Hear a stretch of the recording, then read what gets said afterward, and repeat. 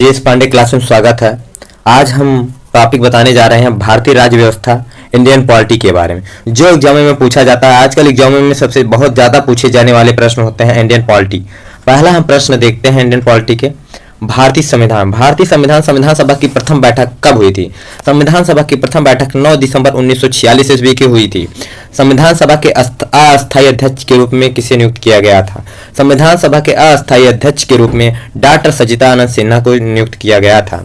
और संविधान सभा के अस्थायी अध्यक्ष के रूप में डॉक्टर राजेंद्र प्रसाद को नियुक्त किया गया था। प्रारूप समिति के अध्यक्ष कौन थे? प्रारूप समिति के अध्यक्ष डॉक्टर भीमराव अंबेडकर जी थे। कौन थे? डॉक्टर भीमराव अंबेडकर जी थे। नेक्स्ट हम देखते हैं संविधान सभा के अस्थायी अध्यक्ष कौन थे? संविधान सभा के अस्थायी अध्यक्ष कौन थे? डॉक्टर राजेंद्र प्रसाद थे। कौन थे? डॉक्टर राजेंद्र प्रसाद थे। संविधान सभा ने अंतिम रूप से संविधान को कब पारित किया गया था? संविधान सभा को अंतिम रूप से 26 जनवरी 1950 को ईस्वी को पारित किया गया। भारतीय संविधान के किस भाग को उसकी आत्मा कहा जाता है? भारतीय संविधान को प्रस्तावना को आत्मा कहा जाता है। नेक्स्ट हम बढ़ते हैं। भारत कब गणतंत्र हुआ था? भारत कब गणतंत्र हुआ था? भारत 26 जनवरी 1950 ईस्वी को गणतंत्र हुआ था। संविधान सभा ने राष्ट्रीय गान को कब स्वीकार किया गया था? संविधान सभा में राष्ट्रीय गान को 24 जनवरी 1950 ईस्वी को स्वीकार किया गया था। और संविधान सभा में राष्ट्रीय गीत को भी 24 जनवरी 1950 को स्वीकार किया गया था। भारतीय नागरिकों को प्राप्त मूल अधिकारों की संख्या कितनी है? भारतीय नागरिकों को प्राप्त मूल अधिकारों की संख्या 6 है। प्रेजेंट टाइम 6 मौलिक अधिकार हैं और जब बना था संविधान उस समय 7 मौलिक अधिकार थे। नेक्स्ट हम बढ़ते हैं। संपत्ति के आधार को किस संविधान संशोधन द्वारा हटाया गया? संपत्ति के अधिकार को अनुच्छेद 44वें संविधान संशोधन 1978 ईस्वी में इसे हटाकर अनुच्छेद 300 में सम्मिलित किया गया। मूल अधिकारों का रक्षक किसे कहा जाता है? मूल अधिकारों का रक्षक सर्वोच्च न्यायालय एवं उच्च न्यायालय को कहा जाता है। लोक कल्याणकारी राज्य की अवधारणा किसमें निहित है? लोक कल्याणकारी राज्य की अवधारणा राज्य के नीति निर्देशक तत्व में सम्मिलित है।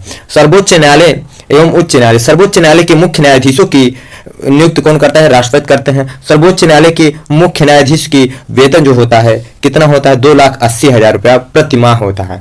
और जो उच्च न्यायालय के मुख्य न्यायाधीशों की सैलरी होती है 2,50,000 होती है। और उच्च न्यायालय के अन्य न्यायाधीशों की वेतन 2,25,000 होती है। और सर्वोच्च न्यायालय के अन्य न्यायाधीशों की सैलरी प्रति माह 2,50,000 होती है। नेक्स्ट हम बढ़ते हैं। संविधान का अनुच्छेद 40 राज्य को क्या निर्देश देता है? संविधान का अनुच्छेद 40 राज्य को ग्राम पंचायतों का संगठन करने का निर्देश देता है। संविधान में मूल कर्तव्य को शामिल करने की प्रेरणा किस देश से संविधान से ली गई है? संविधान में मूल कर्तव्य को शामिल करने की प्रेरणा रूस देश से ली गई है। संविधान में मूल कर्तव्यों की कुल संख्या कितनी है? संविधान में मूल कर्तव्यों की कुल संख्या 11 है। लेकिन जब संविधान बना था उस समय मूल कर्तव्यों की संख्या ये कितना है था? 10 था। नेक्स्ट हम बढ़ते हैं। संविधान में मूल कर्तव्यों को किस समिति के अनुशंसा के आधार पर शामिल किया गया है? स्वर सिंह समिति के द्वारा अनुशंसा पर शामिल किया गया। भारतीय संघ की शक्ति किसमें निहित है? भारतीय संघ की शक्ति किसमें निहित है? राष्ट्रपति में निहित है। राष्ट्रपति के बारे में अनुच्छेद 52 में बताया गया है। राष्ट्रपति का वेतन कितना होता है? राष्ट्रपति का वेतन 5 लाख होता है। राष्ट्रपति के निर्वाचन मंडल में कौन शामिल होते हैं? राष्ट्रपति के निर्वाचन में संसद के दोनों सदनों के निर्वाचित सदस्य तथा राज्यों की विधानसभाओं के निर्वाचित सदस्य सम्मिलित होते हैं। नेक्स्ट हम बढ़ते हैं। राष्ट्रपति के कार्यकाल की अवधि कितनी होती है? राष्ट्रपति के कार्यकाल की अवधि 5 वर्ष होती है। राष्ट्रपति पद के चुनाव के लिए कौन सी विधि अपनाई जाती है? राष्ट्रपति के चुनाव के लिए आनुपातिक प्रतिनिधित्व और एकल संक्रमणीय पद्धति और अप्रत्यक्ष मतदान अपनाया जाता है। निर्विरोध चुने जाने वाले राष्ट्रपति कौन थे? निर्विरोध चुने जाने वाले मात्र एक राष्ट्रपति थे, नीलम संजीव रेड्डी जी थे। नेक्स्ट हम बढ़ते हैं। राष्ट्रपति पर महाभियोग का आरोप संसद के किस सदन द्वारा लगाया जाता है? राष्ट्रपति पर महाभियोग आरोप संसद के किसी सदन द्वारा लगाया जा सकता है। यह अनुच्छेद 61 में दिया गया है। इसके बारे में भारतीय सेनाओं का सर्वोच्च सेनापति कौन होता है? भारतीय सेनाओं का सर्वोच्च सेनापति राष्ट्रपति होता है। भारतीय संविधान के अनुसार संघ की कार्यपालिका की शक्ति किसमें निहित होती है? भारतीय संविधान के अनुसार संघ की कार्यपालिका की शक्ति राष्ट्रपति में निहित होती है। प्रेजेंट टाइम राष्ट्रपति कौन है? द्रौपदी मुर्मू जी हैं। कौन है? द्रौपदी मुर्मू जी हैं। जो महिला में अगर देखा जाएगा तो दूसरी राष्ट्रपति हैं, क्योंकि पहला राष्ट्रपति राष्ट्रपति महिला जो थी प्रतिभा सिंह पाटिल है। अगर देखा जाए आदिवासी महिला में सर्वप्रथम पहली राष्ट्रपति है।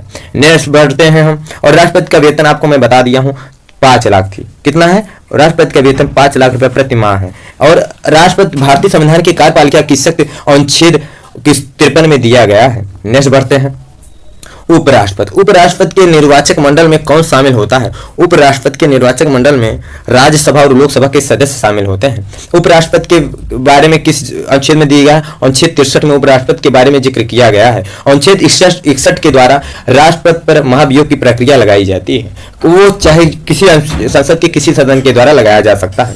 राष्ट्रपति राज्यसभा में कितने सदस्यों को मनोनीत करता है? राष्ट्रपति राज्यसभा में 12 सदस्यों को मनोनीत करता है। राष्ट्रपति लोकसभा में 2 सदस्यों को मनोनीत करता है। भारतीय संसद के ऊपरी सदन को क्या कहा जाता है? भारतीय संसद के ऊपरी सदन को राज्यसभा कहा जाता है और भारतीय संसद के निम्न सदन को लोकसभा कहा जाता है। नेक्स्ट हम बढ़ते हैं, प्रधानमंत्री की नियुक्ति कौन करता है? प्रधानमंत्री की नियुक्ति कौन करता है? प्रधानमंत्री की नियुक्ति राष्ट्रपति करते हैं। कौन करते हैं? प्रधानमंत्री की नियुक्ति राष्ट्रपति करते हैं। यदि प्रधानमंत्री या कोई अन्य मंत्रिपरिषद सदन का सदस्य नहीं है तो उसे पद पर बने रहने के लिए कितने दिनों के अंदर संसद का सदस्य बनना आवश्यक है? संसद का सदस्य बनने के लिए 6 माह के अंदर संसद का सदस्य बनना आवश्यक है, नहीं तो प्रधानमंत्री का पद उसे त्यागना पड़ेगा। नेक्स्ट हम बढ़ते हैं, मंत्रिपरिषद सामूहिक रूप से किसके प्रति उत्तरदायी होता है? मंत्रिपरिषद सामूहिक रूप से लोकसभा के प्रति उत्तरदायी होता है। लोकसभा की अधिकतम सदस्य संख्या कितनी होती है? लोकसभा की अधिकतम सदस्य संख्या 552 होती है।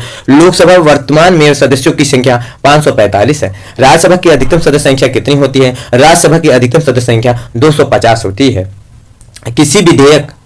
किसी विधेयक को धन विधेयक के रूप में कौन प्रमाणित करता है? किसी विधेयक को धन विधेयक के रूप में लोकसभा अध्यक्ष प्रमाणित करता है। केंद्र सरकार का प्रथम विधि अधिकारी कौन होता है? केंद्र सरकार का प्रथम विधि अधिकारी महान्यायवादी होता है। इसका यह अनुच्छेद 76 में इसके बारे में जिक्र किया गया है। संघ राज्य क्षेत्रों का प्रशासन कौन चलाता है? संघ राज्य क्षेत्रों का प्रशासन राष्ट्रपति द्वारा नियुक्त प्रशासक चलाता है। नेक्स्ट हम बढ़ते हैं, भारत के राष्ट्रपति कौन थे? भारत के प्रथम राष्ट्रपति डॉक्टर राजेंद्र प्रसाद थे। प्रेजेंट टाइम भारत के राष्ट्रपति द्रौपदी मुर्मू जी हैं, वो कौन से क्रम की हैं? 15वें क्रम की हैं। अगर महिला में अगर देखा जाए तो वो दूसरे नंबर की हैं। अगर आदिवासी महिला के बारे में देखा जाएगा तो प्रथम महिला होंगी। स्वतंत्र भारत के और राष्ट्रपति का वेतन 5 लाख रुपए प्रति माह होता है। एग्जाम में पूछा जा सकता है। स्वतंत्र भारत के पहले भारतीय गवर्नर जनरल कौन थे? स्वतंत्र भारत के पहले भारतीय गवर्नर जनरल चक्रवर्ती राजगोपालाचारी हैं। कौन है? चक्रवर्ती राजगोपालाचारी हैं। स्वतंत्र भारत के प्रथम प्रधानमंत्री कौन थे? स्वतंत्र भारत के प्रथम प्रधानमंत्री पंडित जवाहरलाल नेहरू जी थे। देखते हैं अगला नेक्स्ट क्वेश्चन, राज्य की कार्यपालिका का प्रमुख कौन होता है? राज्य की कार्यपालिका का प्रमुख राज्यपाल होता है। राज्यपाल का वेतन कितना होता है? राज्यपाल का वेतन 3,50,000 होता है। कितना होता है? 3,50,000 राज्यपाल का वेतन होता है। संविधान के अनुसार विधानसभा के सदस्यों की अधिकतम सदस्य संख्या कितनी होती है? संविधान के अनुसार विधानसभा के अधिकतम सदस्यों की संख्या 500 होती है। वर्तमान में भारत में कुल कितने राज्यों में विधान परिषद है? वर्तमान में भारत में 6 राज्यों में विधान परिषद है। और इसके पहले जब संविधान बना था उस समय 7 राज्यों में विधान परिषद थे और प्रेजेंट टाइम 6 राज्यों में विधान परिषद है। जम्मू कश्मीर अब हट गया, अब केंद्र शासित प्रदेश हो गया। राष्ट्रपति द्वारा लोकसभा और राज्यसभा में कितने सदस्यों को मनोनीत करता है? राष्ट्रपति जो है लोकसभा में 2 सदस्य और राज्यसभा में 12 सदस्यों को मनोनीत करता है। लोकसभा और राज्यसभा के 2 अधिवेशनों के बीच अधिकतम कितने समय का अंतर होना चाहिए? लोकसभा और राज्यसभा के अधिवेशनों के बीच मैक्सिमम 6 महीने का अंतर होना चाहिए।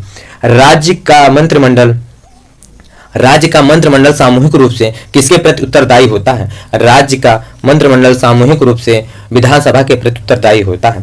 विधानसभा में एक वर्ष में कम से कम कितने अधिवेशन होने अनिवार्य हैं? विधानसभा में एक वर्ष में कम से कम 2 अधिवेशन होना अनिवार्य है।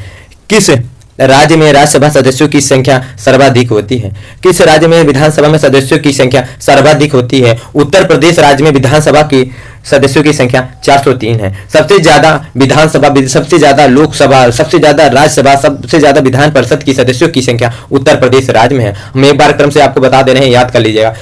उत्तर प्रदेश में विधानसभा में सदस्यों की संख्या 403 होती है। विधान परिषद की संख्या कितनी? सदस्यों की संख्या 100 होती है। उत्तर प्रदेश के लोकसभा के सदस्यों की संख्या 80 होती है। उत्तर प्रदेश के राज्यसभा के सदस्यों की संख्या 31 होती है। अगर ये वीडियो आपको अच्छा लगे तो लाइक एंड सब्सक्राइब करिएगा और कमेंट करिएगा, मित्रों को शेयर करिएगा। भारत का नियंत्रक एवं महालेखा परीक्षक किसके द्वारा नियुक्त किया जाता है? भारत का नियंत्रक एवं महालेखक परीक्षक का नियुक्त राष्ट्रपति के द्वारा किया जाता है। भारत का उच्चतम न्यायालय कहाँ स्थित है? भारत का उच्चतम न्यायालय नई दिल्ली में स्थित है। भारत में सर्वोच्च न्यायालय में न्यायाधीशों की संख्या कितनी है? भारत में सर्वोच्च न्यायालय के न्यायाधीशों की संख्या 34 है। पहले 31 थे, अब प्रेजेंट टाइम 34 है। नेक्स्ट हम बढ़ते हैं। सर्वोच्च न्यायालय के न्यायाधीशों की नियुक्त कौन करता है? सर्वोच्च न्यायालय के न्यायाधीशों की नियुक्त राष्ट्रपति करता है। सर्वोच्च न्यायालय के मुख्य न्यायाधीश कौन थे? सर्वोच्च न्यायालय के प्रथम मुख्य न्यायाधीश हीरालाल जे कानिया थे। कौन थे? सर्वोच्च न्यायालय के प्रथम मुख्य न्यायाधीश हीरालाल जे कानिया थे। वर्तमान में भारत में उच्च न्यायालयों की कुल संख्या कितनी होती है? वर्तमान में भारत में उच्च न्यायालयों की कुल संख्या 25 है। नेक्स्ट हम बढ़ते हैं ताकि आपका समय न लगे। उच्च न्यायालय के मुख्य न्यायाधीशों की नियुक्त कौन करता है? उच्च न्यायालय के मुख्य न्यायाधीशों की नियुक्त राष्ट्रपति करता है। किसी उच्च न्यायालय की अधिकारिता सर्वाधिक क्षेत्रों पर है। किसी उच्च न्यायालय की अधिकारिता सर्वाधिक क्षेत्रों पर गुवाहाटी का है। किस उच्च न्यायालय में सर्वाधिक संख्या में न्यायाधीश कार्यरत हैं? इलाहाबाद उच्च न्यायालय में सर्वाधिक संख्या में न्यायाधीश कार्यरत हैं। और हम बता दे रहे हैं, मुंबई उच्च न्यायालय की स्थापना 1862 ईस्वी में हुए थे। उनका कार्यक्षेत्र महाराष्ट्र, गोवा, दादरा और नागर हवेली और दमनदीप। कोलकाता उच्च न्यायालय की स्थापना 1862 ईस्वी में हुए थे। इनकी कार्यभार पश्चिम बंगाल, अंडमान निकोबार द्वीप समूह। केरल की उच्च न्यायालय के न्यायाधीशों की उच्च न्यायालय का स्थापना 1958 ईस्वी में हुई थी। केरल और लक्षद्वीप कार्यभार है। चेन्नई उच्च न्यायालय की स्थापना 1862 ईस्वी में हुई थी। इनका कार्यभार तमिलनाडु और पांडुचेरी का है। आंध्र प्रदेश उच्च न्यायालय का स्थापना 1954 ईस्वी में हुआ था। आंध्र प्रदेश और तेलंगाना का कार्यभार। इलाहाबाद उच्च न्यायालय की स्थापना 1866 ईस्वी में हुआ था। इनका कार्यभार उत्तर प्रदेश का। नेक्स्ट हम बढ़ते हैं। संविधान के किस अनुच्छेद के द्वारा राष्ट्रपति को उच्च न्यायालय से परामर्श मांगने का अधिकार है? संविधान के किस अनुच्छेद के द्वारा राष्ट्रपति को सर्वोच्च न्यायालय से परामर्श मांगने का अधिकार है? अनुच्छेद 143। राष्ट्रपति राष्ट्रीय आपातकाल की घोषणा किन स्थितियों में कर सकता है? राष्ट्रपति राष्ट्रीय आपातकाल की घोषणा स्थितियों में युद्ध, वायु आक्रमण और सशस्त्र सेना के समय कर सकता है। भारत में अब तक कितनी बार राष्ट्रीय आपातकाल की घोषणा की जा चुकी है? भारत में अब तक मात्र 3 बार राष्ट्रीय आपातकाल की घोषणा की जा चुकी है। स्वतंत्र भारत में प्रथम निर्वाचन आयुक्त कौन थे? स्वतंत्र भारत में प्रथम निर्वाचन आयुक्त सुकुमार सेन है। भाषा के आधार पर गठित भारत का पहला राज्य कौन था? भाषा के आधार पर गठित पहला राज्य आंध्र प्रदेश था। नेक्स्ट हम पढ़ते हैं। भारत में राष्ट्रपति किस अनुच्छेद के अंतर्गत देश में राष्ट्रीय आपातकाल की घोषणा करता है? भारत में राष्ट्रपति अनुच्छेद 352 के अंतर्गत देश में राष्ट्रीय आपातकाल की घोषणा करता है। संविधान के किस अनुच्छेद के आधार पर राज्यों में संवैधानिक तंत्र की विफलता पर राष्ट्रपति शासन लगाया जाता है? अनुच्छेद 356 के अनुसार राज्यों में संवैधानिक तंत्र की विफलता पर राष्ट्रपति शासन लगाया जाता है। संविधान के किस अनुच्छेद के आधार पर देश में वित्तीय आपात की घोषणा की जा सकती है? अनुच्छेद 360 के अनुसार देश में वित्तीय आपातकाल की घोषणा की जा सकती है। संसद द्वारा अनुमोदन के बाद किसी राज्य में राष्ट्रपति शासन एक बार में कितने समय तक के लिए लागू किया जा सकता है? संसद द्वारा अनुमोदन के बाद राज्य में राष्ट्रपति शासन एक बार में मात्र 6 माह के लिए लगाया जाता है। राज्यों में राष्ट्रपति शासन की अधिकतम अवधि कितनी होती है? राज्यों में राष्ट्रपति शासन की अधिकतम अवधि 3 वर्ष होती है। जैसे 6 माह करके बढ़ाया जाता है, मैक्सिमम 3 वर्ष तक बढ़ाया जा सकता है राष्ट्रपति शासन। नेक्स्ट बढ़ते हैं। राज्य में राष्ट्रपति शासन लगने की स्थिति में कितने दिनों के अंदर उसकी संसद से स्वीकृति आवश्यक होती है? राष्ट्रपति शासन लगने में उस 60 दिन के अंदर संसद की स्वीकृति आवश्यक होती है। दल बदल से संबंधित कानून का उल्लेख किस अनुसूची में किया गया? दल बदल संबंधित कानून का उल्लेख 10वीं अनुसूची में किया गया है। संविधान द्वारा कितनी भाषाओं को मान्यता प्रदान की गई है? संविधान द्वारा 22 भाषाओं को मान्यता प्रदान की गई है। नेक्स्ट बढ़ते हैं हम। भारत में प्रथम योजना आयोग का गठन कब किया गया था? भारत में प्रथम योजना आयोग का गठन 15 मार्च 1950 ईस्वी में किया गया था। पहले वित्तीय आयोग का गठन 1951 ईस्वी में किया गया था। इसके अध्यक्ष कौन थे? पहले वित्त आयोग का गठन 1951 में किया गया था। इसके अध्यक्ष केसी नियोगी थे और योजना आयोग का नाम अब परिवर्तन करके 1 जनवरी 2015 में नीति आयोग रख दिया गया है। राष्ट्रीय विकास परिषद की स्थापना कब की गई? राष्ट्रीय विकास परिषद की स्थापना 1952 ईस्वी में की गई थी। अगर ये वीडियो आपको अच्छा लगे तो लाइक एंड सब्सक्राइब करिएगा और कमेंट करिएगा और मित्रों को शेयर करिएगा। Thank you.